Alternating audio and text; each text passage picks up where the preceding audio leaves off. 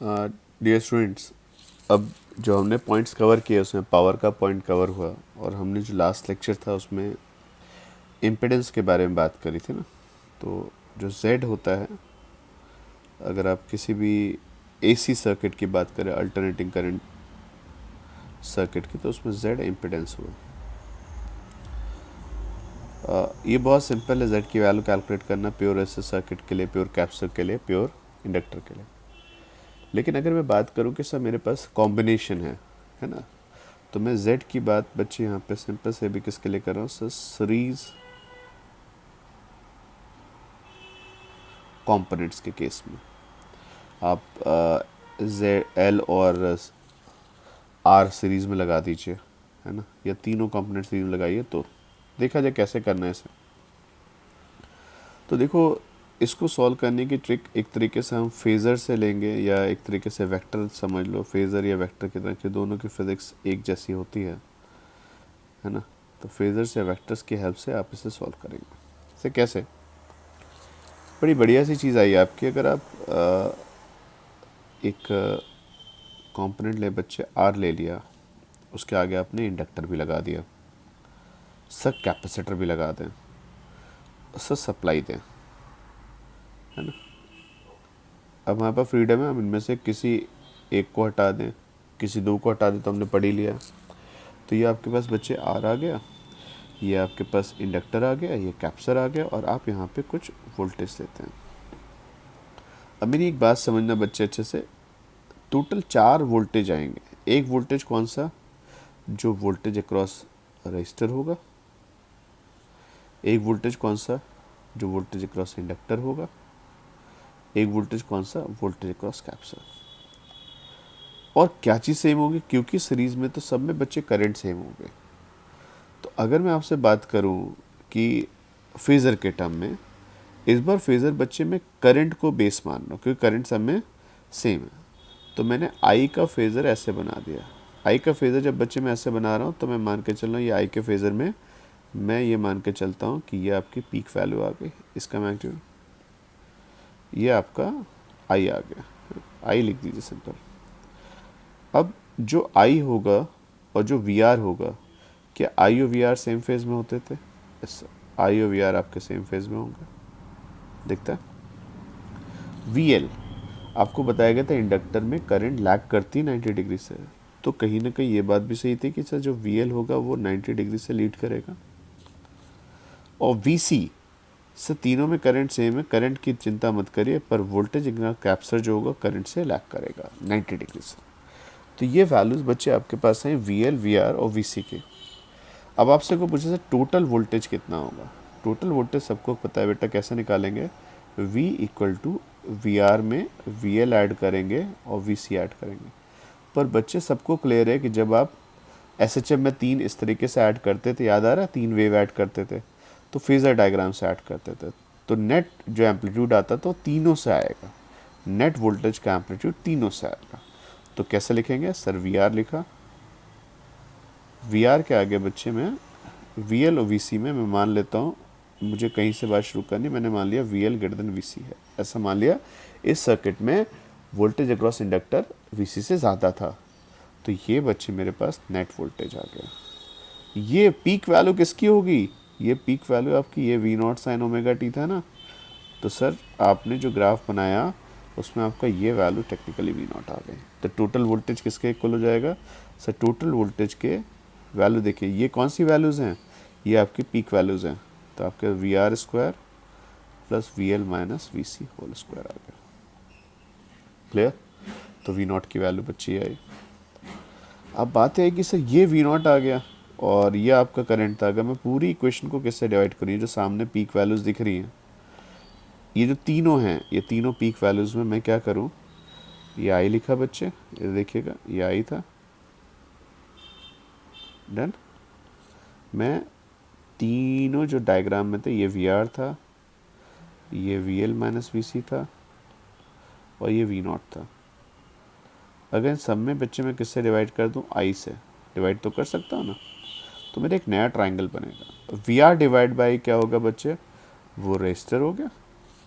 We L minus V C by I को अगर मैं ठीक से लिखूंगा तो ये वैल्यू बच्चे आपके पास आ जाएगी। अगर ध्यान से देखो तो V L minus V L by I हो जाएगा एक्सएल, और वी सी बाई हो जाएगा एक्सी, तो ये हो गया एक्सएल माइनस एक्सी।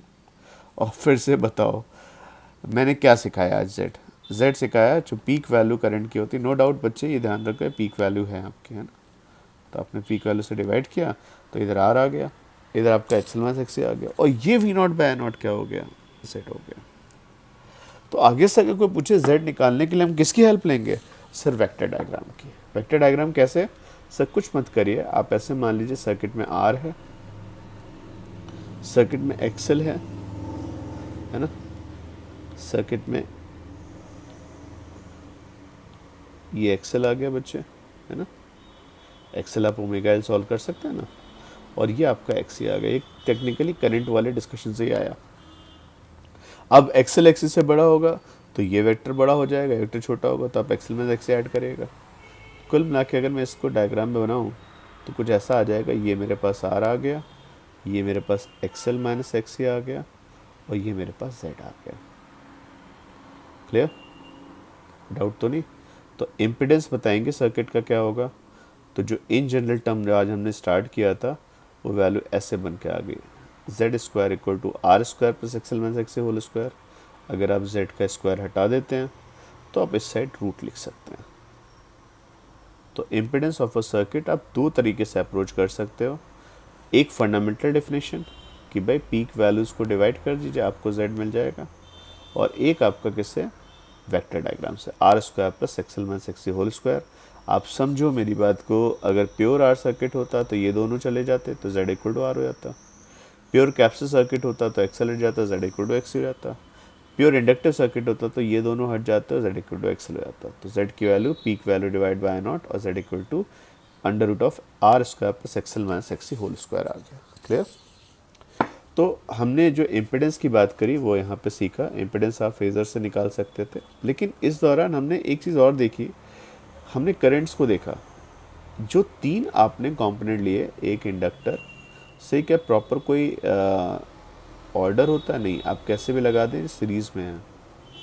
मेरी बात समझना बच्चे, मैं यहाँ पे वोल्टेज देता हूँ और मुझे ये वोल्टेज मेरी तरफ से दिया गया voltage V not sine omega T हुआ।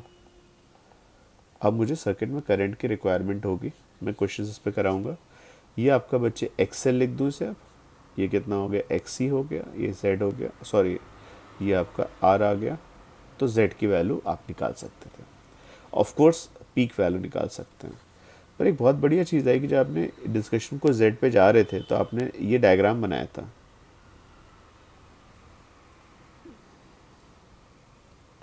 क्लियर? और मैंने आपको एक चीज़ सिखाई बच्चे कि ये जो आपके फेज़र डायग्राम्स होते हैं, फेज़र डायग्राम में ये क्या हुआ बच्चे? वी आर हुआ, रेजिस्टेंस की पीक वैल्यू, ये आपके वी एल की पीक वैल्यू, ये आपके वी सी, और ये आई। और जब आप ऐड करते हैं तो आप इस तरीके से आ जाता है। ओके, ये आई आ गया, और ये वोल्टेज आ गया बच्चे। अगर मैं लिखूँ यहाँ पे तो वी आर आ गया, और ये वी एल माइनस वी सी, और ये वी आ गया। तो आप मुझे एक बात बताइए कि आई वी से लीड लैग कर रहा है? हाँ सर। तो यहाँ पे एक एंगल ये फाई भी आ गया। ओके, तो जो आप देख रहे थे ना वोल्टेज और करंट के बीच का एंगल, तो देखो बहुत बढ़िया चीज़ आई। अगर मैं तुझसे पूछूं तो यहाँ पे कॉस फाई लिख सकते हो, जिसको पावर फैक्टर बोलते थे। पावर फैक्टर देखो तो बेस डिवाइड बाय हाइपोटेन्यूज के according V R by V आ गया। और वी आर बाय वी को अगर तुम देखो तो यही ट्राइंगल बच्चे आपका यहाँ देखो तो ये एंगल भी फाई होगा, क्योंकि टेक्निकली आपने आई से डिवाइड करके तो बनाया था ना, ये फाई आ गया। तो आर और जेड के बीच के एंगल को भी हम लोग क्या बोलेंगे? फाई। और कॉस फाई जो पावर फैक्टर होगा डिपेंड करेगा आपका कॉइल का रेजिस्टेंस क्या है और टोटल इम्पिडेंस क्या है। तो कॉस फाई आप दो तरीके से पढ़ सकते हो, वी आर बाई वी, या वी को आई आर और वी को आई जेड लिख दो तो वैल्यू आर बाई जेड भी लिख सकते हैं। तो पावर फैक्टर जो हमने थोड़ी देर पहले क्वेश्चन में पढ़ा था वो भी रेडी है हमारा। सी ये जो आपने डायग्राम बनाया, ये आई में वी एल माइनस वी सी करके लिखा, तो आई सब में सेम होगा? हाँ सर, क्योंकि तीनों से सीरीज में।